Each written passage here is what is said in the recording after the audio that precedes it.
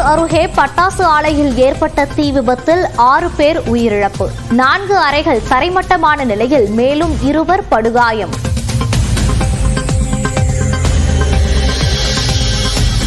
பட்டாசு ஆலை வெடிவிபத்தில் உரிமையாளர்கள் உள்ளிட்ட 4 பேர் மீது வழக்கு பதிவு. உரிய பாதுகாப்பின்றி பணியில் ஈடுபடுத்தியது உள்ளிட்ட 5 பிரிவுகளின் கீழ் வழக்கு பதிவு செய்து விசாரணை.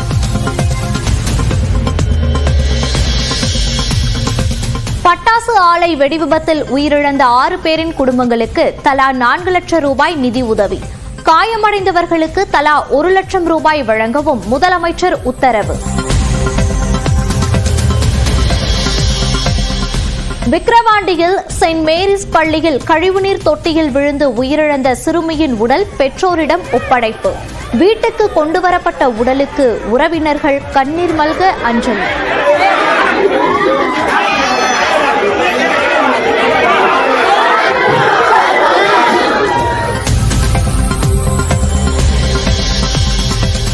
மாணவி உயிரிழப்பு தொடர்பாக பள்ளி தாளாளர் உள்ளிட்ட 3 பேர் கைது. மருத்துவ பரிசோதனைக்கு அழைத்து செல்லப்பட்ட நிலையில் தாளாளர் முதல்வருக்கு உயர் ரத்த அழுத்தத்திற்கு சிகிச்சை. கழிவுநீர் கால்வாயில் விழுந்து உயிரிழந்த சிறுமியின் உடலுக்கு அமைச்சர் பொன்முடி அஞ்சலி. அரசு சார்பில் 3 லட்சம் ரூபாய்க்கான காசோலையை குடும்பத்தினரிடம் வழங்கினார். அனைத்துலக முத்தமிழ் முருகன் மாநாடு 2024 விழா மலரை வெளியிட்ட முதலமைச்சர் மு.க. ஸ்டாலின். அரிய வகை முகச்சிதைவு நோயிலிருந்து மீண்ட சிறுமியின் குடும்பத்திற்கு குடியிருப்பு ஆணையையும் வழங்கினார்.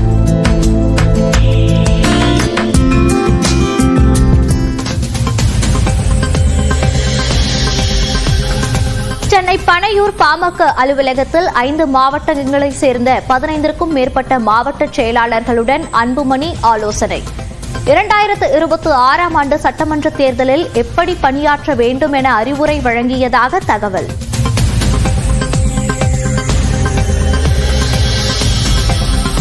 அண்ணா பல்கலைக்கழக பாலியல் வன்கொடுமை வழக்கில் மாணவி குறிப்பிட்ட சார் யார் என விசாரணை. பாலியல் வன்கொடுமை சம்பவத்தை வைத்து எதிர்க்கட்சிகள் அரசியல் செய்வதாகவும் கனிமொழி குற்றச்சாட்டு. தமிழ்நாட்டில் அறிவிக்கப்படாத அவசர நிலையை திமுக அரசு பிரகடனப்படுத்திவிட்டதா என கே. பாலகிருஷ்ணன் கேள்வி. ஆயிரக்கணக்கான போராட்டத்திற்கு அனுமதி வழங்கப்பட்டு இருப்பதாக அமைச்சர் சேகர் பாபு பதில். புதுக்கோட்டை மாவட்டம் தச்சங்குறிச்சியில் களைகட்டி வரும் ஆண்டின் முதல் ஜல்லிக்கட்டு போட்டி. வாடிவாசலில் சீறி பாய்ந்து வரும் காளைகளை அடக்கி வரும் காளையர்கள்.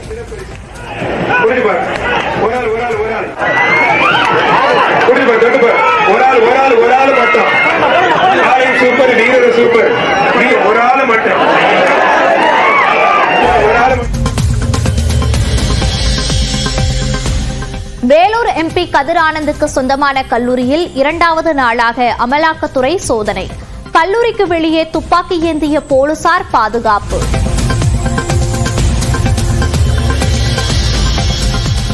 அண்ணா பல்கலைக்கழக விவகாரத்தில் இன்று மாலை ஆளுநரை சந்திக்கும் பாஜக மகளிர் அணியினர். வானதி ஸ்ரீனிவாசன், குஷ்பு மற்றும் மாநில மகளிர் அணி தலைவர் உமாரதி ராஜன் சந்திக்க உள்ளதாக தகவல். ஐடி சோதனையில் சிக்கிய நிதி நிறுவன உங்களின் உறவினர் தானே? அண்ணாமலைக்கு ஜோதிமணி பதிலடி.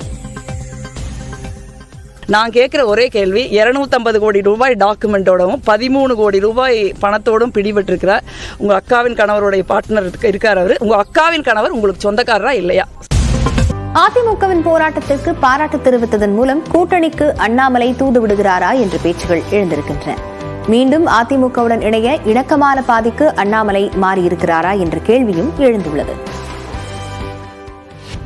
அண்ணா பல்கலைக்கழக மாணவி பாலியல் வன்கொடுமை செய்யப்பட்ட சம்பவம் தொடர்பாக யார் இந்த சார் என்ற வாசகம் அடங்கிய பதாகைகளை ஏந்தி சென்னையில் உள்ள எக்ஸ்பிரஸ் அவென்யூ மாலில் அதிமுகவினர் போராட்டம் நடத்தினர்.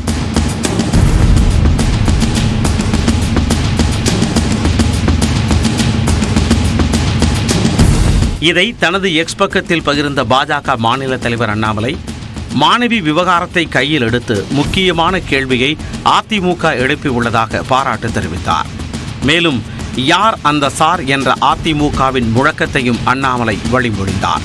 இத்துடன் ஒரு சாமானியரை பாதிக்கும் பிரச்சனை என்று வந்துவிட்டால் அரசியல் எப்போதும் ஒருவரின் குரலாக இருக்க முடியாது எனவும் அந்த பதிவில் கூறினார்.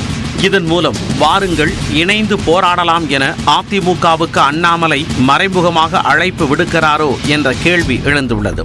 அதிமுக பாஜக கூட்டணி முறிந்த பிறகு அதிமுகவுக்கு எதிர் திசையிலேயே அண்ணாமலை பயணித்தார்.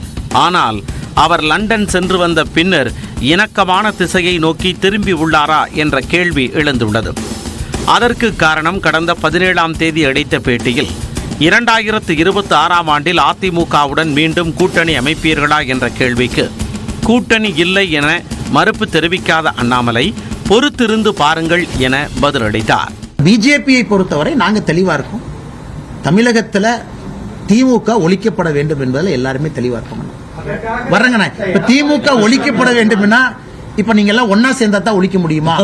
இல்ல நீங்க இருக்கிற கூட்டணியை வலிமைப்படுத்தினாலும் ஒழிக்க முடியுமா? எல்லாமே பாசிபிலிட்டி தாங்கண்ணா. அண்ணா நேரமும் காலமும் இருக்கு, பொறுத்திருந்து பாருங்க. பாஜகவுடன் கூட்டணி இல்லை என அதிமுக பொதுச் செயலாளர் எடப்பாடி பழனிசாமி திட்டவட்டமாக கூறி வந்தாலும் அதிமுக கூட்டணியை டெல்லி தலைமை விரும்புவதே அண்ணாமலையின் மாற்றத்திற்கு காரணம் என பத்திரிகையாளர் பிரியன் கூறுகிறார். பாராளுமன்ற தேர்தலில் 2 கட்சியும் தனித்தனியாக நின்று கூட ஒரு வெற்றியை பெற முடியல, ஒரு இடங்கள் கூட பெற முடியல. ஸோ அதற்கப்புறம் பாஜக மேலிடத்தோட கண்ணோட்டம் வந்து மாறி இருக்கு.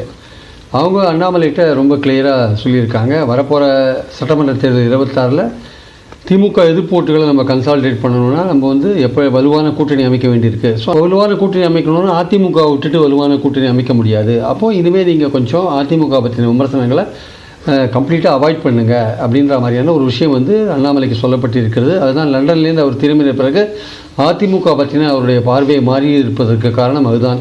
மேலும் ஜெயலலிதாவை பற்றி பேசியதால் கூட்டணி உடைந்த நிலையில் வரும் காலத்தில் அவரை பற்றி புகழ்ந்து பேசவும் அண்ணாமலை தயங்க மாட்டார் என்கிறார் பத்திரிகையாளர் குபேந்திரன். கலைஞர் சமாதிக்கு போயிட்டு வந்துட்டார். சமீபத்தில் கேப்டன் விஜயகாந்த் அவருடைய சமாதிக்கு போயிட்டு வந்தார்.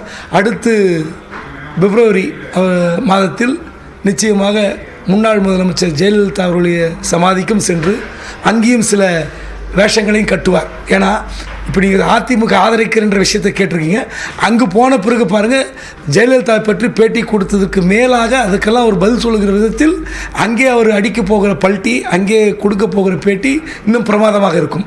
அதிமுகவை மட்டுமல்லாது பாஜக தனது கொள்கை எதிரி என அறிவித்த விஜயுடனும் தொடர்ந்து மென்மையான இணக்கமான போக்கையே அண்ணாமலை கடைபிடிக்கிறார். அண்ணா பல்கலைக்கழக மாணவி பாலியல் வன்கொடுமை விவகாரம் தொடர்பாக தாவேகா தலைவர் விஜய் ஆளுநரை சந்தித்ததற்கு அண்ணாமலை வரவேற்பு தெரிவித்துள்ளார். இதன் மூலம் அதிமுகவுடன் இணைய அண்ணாமலை தூது விடுகிறாரா எனவும், திமுக எதிர்ப்பு என்ற புள்ளியில் அதிமுக பாஜக தாவேகா கூட்டணிக்காக அண்ணாமலை இணக்கத்தை கடைபிடிக்க தொடங்கியுள்ளாரா எனவும் அரசியல் விமர்சகர்கள் கேள்வி எழுப்பியுள்ளனர்.